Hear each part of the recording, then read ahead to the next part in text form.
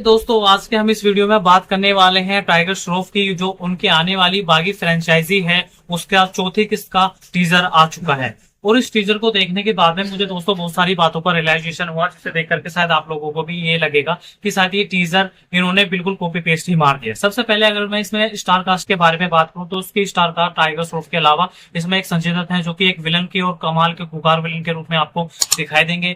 उसके बाद है इनमें आपने हरनाथ संधू हो गया, सोनम बाजवा हो गया, इन दो हीरोइनों को भी आपको इस टीजर में एक्शन देखने के भी मिलेगा। लेकिन सबसे पहले अगर मैं बात करूं टाइगर श्रॉफ के बारे में, टाइगर श्रॉफ की जो इन्होंने एक्शन स्टार है इन्होंने अच्छी तरीके से वापसी तो इन्होंने की है। जो इसका बागी का जो एक्शन है वो इस अगर आप किस्त में देखेंगे वो एकदम नेक्स्ट लेवल पे जा चुका है, इसमें कोई दो राय नहीं है। टाइगर श्रॉफ ने इसमें अब की बार बड़ी अपनी तरफ से मेहनत करने की कोशिश की है। लेकिन रही बात टाइगर श्रॉफ के डायलॉग की, तो हाँ उनके जो डायलॉग्स हैं वो शायद बेहतर नहीं है। उनका जो है ना जरूरी और जरूरत में बहुत ज्यादा फर्क होता है। और कुंडी मत खड़काओ राजा सीधा अंदर आ हो जाओ, ऐसा लगता था डायलॉग राइटर के पास में लिखने के लिए कोई डायलॉग ही नहीं थे, क्योंकि उन्हें भी पता है कि जब टाइगर श्रॉफ आती है स्क्रीन पर कोई डायलॉग बोलते हैं तो शायद इतना मजा नहीं आता, वो गुड़ गोबर कर देते। तो इसी वजह से जो उन्होंने गाना है वही उन्होंने डायलॉग बना करके दे दिया। तो टाइगर श्रॉफ का अगर मैं लुक के बारे में बात करूं तो टाइगर श्रॉफ का लुक भी बेहतर है पहले से ज्यादा। लेकिन अगर मैं बात करूं संजय दत्त के बारे में तो आजकल संजय दत्त जिस भी मूवी में आपको ज्यादातर दिखाई दे रहे हैं वो एक विलन के रूप में ही दिखाई दे रहे हैं, क्योंकि जितने भी उन्होंने साउथ मूवीज में एज ए विलन के तौर पर किरदार किए हैं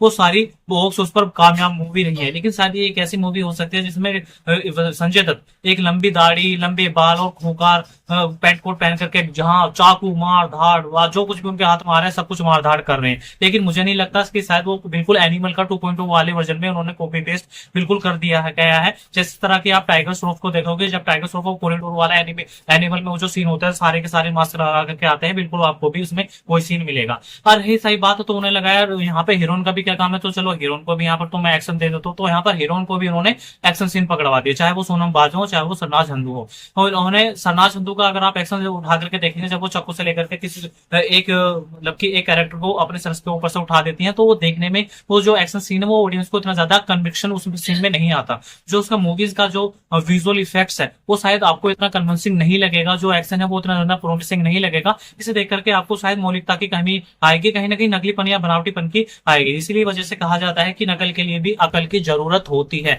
अगर इन्होंने एनिमल को कॉपी करना था तो कम से कम इसका वीएफएक्स तो अच्छे तरीके से कर लेते, इसके एक्शन पे थोड़ा सा तो खर्चा कर लेते, इसके विजुअल इफेक्ट्स पे थोड़ा सा खर्चा कर लेते, या पूरा का पूरा ऐसे ही कॉपी पेस्ट कर लेते। तो चलो अब यहाँ पे जो इसके डायरेक्टर हैं ए हर्ष, उन्होंने अपनी तरफ से थोड़ा और बेटर करने की कोशिश की है। उसके एक्शन को देख करके थोड़ी तालियां मिल रही है। लेकिन अगर बॉक्स ऑफिस पर ये फिल्म नहीं चली तो फिर गालियां भी नहीं मिलेंगी। आप लोगों को दोस्तों के क्या लगता है, आप लोग हमें जरूर बताइए। अगर मैं ना तो टाइगर श्रॉफ के लुक के बारे में बात करूं, टाइगर श्रॉफ का लुक बेहतर है। अगर टाइगर श्रॉफ के एक्शन के बारे में बात करूं तो उन्होंने अपना जो इस सीरीज का एक्शन लेवल है वो थोड़ा एक नेक्स्ट लेवल ऊपर ले जा चुके हैं। जो टाइगर श्रॉफ के डायलॉग हैं वो आप लोगों को पता है टाइगर श्रॉफ के डायलॉग कैसे हैं। अगर मैं टाइगर श्रॉफ के फेस एक्सप्रेशन के बारे में बात करूं तो दोस्तों सारी चीजें बदल सकती हैं, लेकिन टाइगर श्रॉफ का एक्सप्रेशन कभी नहीं बदल सकता। टाइगर श्रॉफ का जो एक्सप्रेशन है वो बिल्कुल सेम ही रहेगा।